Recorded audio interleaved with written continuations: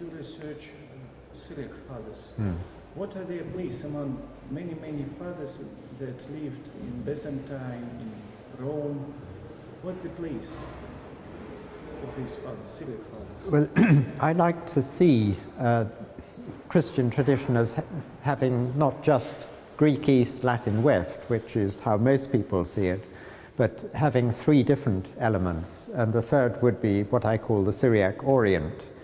And each of these traditions has its own particular quality or emphasis, which the others don't always have. And so each particular emphasis in each of these three traditions is of value to all the others. And that's why I think the Syriac tradition is particularly important. I mean, if you can put it in very simplistic terms, the Latin tradition is very good on the legal side, the canon law side, the Greek tradition on the more philosophical side, and I would say the Syriac tradition is much more on the symbolic and especially the poetic side. Of course, you find in Greek and Latin poetry wonderful things which are equally fine, but I think as it were, the predominance of poetry as a vehicle for theology is something that the Syriac tradition, especially with St. Ephrem, who beside being a first-class poet, is also a really important theologian. And it's that aspect that I think is absent from or forgotten in the other traditions, that theology can be expressed in poetry just as validly as in prose. Can you tell us briefly about the difference between Byzantine Christology, Orthodox Christology, and modern Syriac Christology or Orthodox Christology? Well, as Syriac Christology, there's no single tradition. Really, one could say that it's historically the case that the Syriac tradition has three different, or it's a transmitter of three different Christological traditions. The Chalcedonian tradition, which of course is the same as the Byzantine tradition, and until the 17th century, Syriac was one of the languages of the Patriarchate, Chalcedonian Patriarchate of Antioch, and that's often forgotten. So Syriac has a Chalcedonian tradition, but then you have the East tradition of the Church of the East and the tradition of the Syrian Orthodox and the other Oriental Orthodox churches. And simply because I've had to read texts from all these three traditions, I have, I suppose, what you could say the privilege of realizing that once you get underneath what they say on the surface and the verbal conflict, two nature, one nature, and so on, they are all trying to express the same thing, but with different starting points. Each tradition is afraid of one particular heretical position and so reacts in a certain way.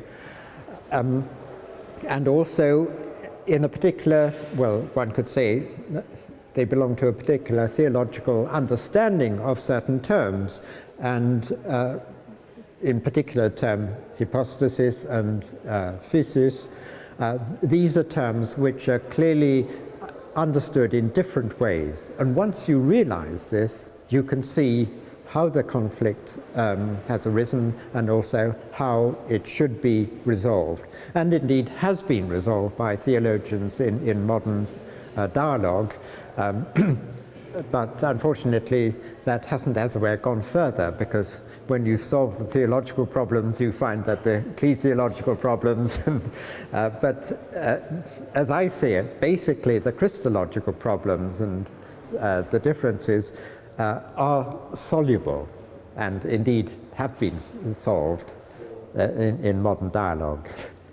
Where in the world maybe a student, a researcher can get the best education, the best experience of studying Syriac fathers?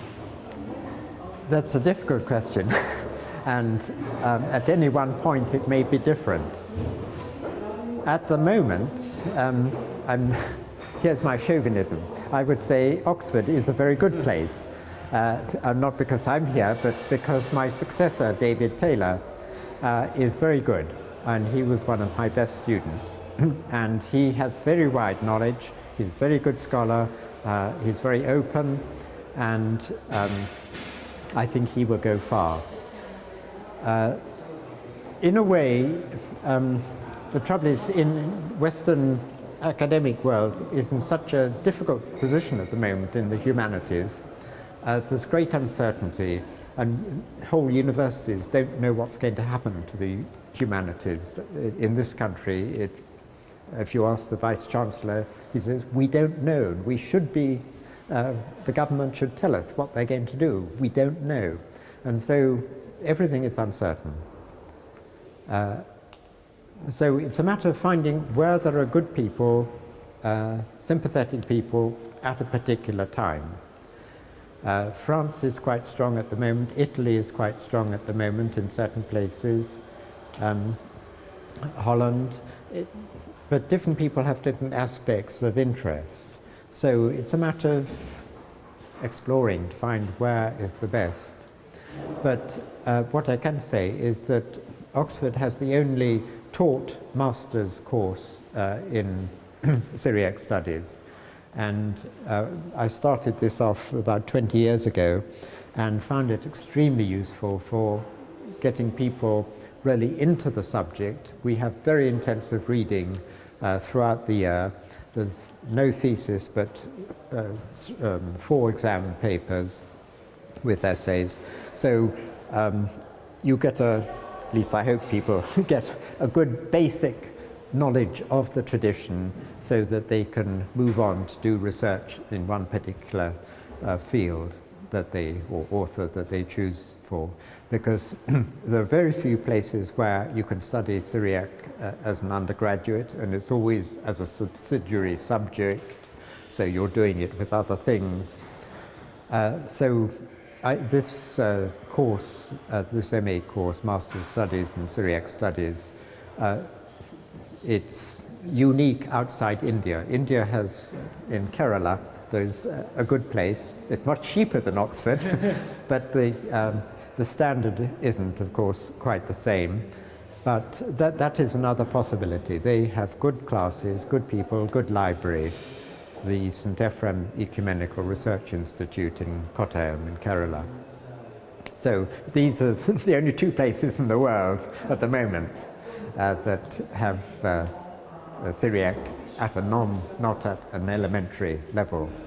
What can a researcher of Syriac fathers give to modern Orthodox researcher? I would put it in 2 ways. Personally, the 2 great Syriac writers that I have learned so much from, one is St. Ephrem, whom I've mentioned, the poet of the 4th century. His theology is, I think, very meaningful for modern humanity. He's very ecological in his approach to the relationship between humanity and the world, and that's obviously something very important. But he sees it not just on a physical basis of the physical world, it's also he sees the essential as an essential link between humanity and the spiritual ecosphere, one could say. And then the other great Syriac writer whom I've learned a great deal from is St. Isaac the Syrian, St. Isaac of Nineveh. So he's a totally different writer from the monastic tradition. And of course he got into Greek quite early on, so he has influenced the Byzantine tradition very profoundly, and of course is widely read today. Now what seems to, as a way, separate Isaac out from at least many Greek Byzantine monastic writers is that his writing in a tradition that's not, well, this is too strong a word, not fettered by the Greek rhetorical tradition. So he's writing much more, as it were, from a biblical style. even though you will find that Isaac, if you compare him to the Septuagint, it's very different.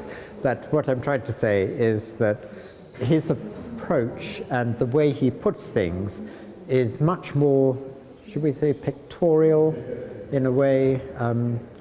He works by images rather than concepts. And the images, as it were, are vehicles for concepts. And I think that's something that's very much present in Ephraim too, but I would say this applies to both of them. Nowadays we can see something like a resurrection of patristic studies in Russia. Yes. What can you wish to our researchers, what mistakes they should avoid on their ways? That's a difficult question. From your experience. I think it's very important to let the Church Fathers speak to the researchers and to us today, rather than imposing what we think they should say. That's the first most important thing. It's a responsibility that we have to them. They can't answer back and say that you're wrong, or we are wrong. So that, I think, is one of the most important things. I think such a lot is written about the Church Fathers today in the West. I would say that it's perhaps more important to read the Church Fathers than to read the secondary literature, and be selective in what you read of the secondary literature. Some of it's extremely good, some of it's very illuminating, but one can be bogged down, one can be drowned by it. There's so much of it. Another thing I think would, and this is a great opportunity, there are a lot of important texts which are unpublished. Here's a wonderful chance to make them available. And also very important is to make these texts available to ordinary people. It's not something just for scholars. And what I think is one of the wonderful things that St. Vladimir's Seminary Press does, they have this popular patristic series. These are accessible translations with introductions that aren't too technical. They give the essential information and, as it were, act as a bridge from today to the ancient writers. And I think this is a very important role for all academics who work on patristics, because these are not, as it were, private ancient documents just for us. They're for everyone, and maybe in the form of anthologies or translations of single works.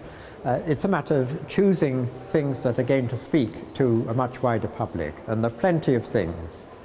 So that, I think, would be what I'd suggest. Thank you. Well, not at all. Thank you.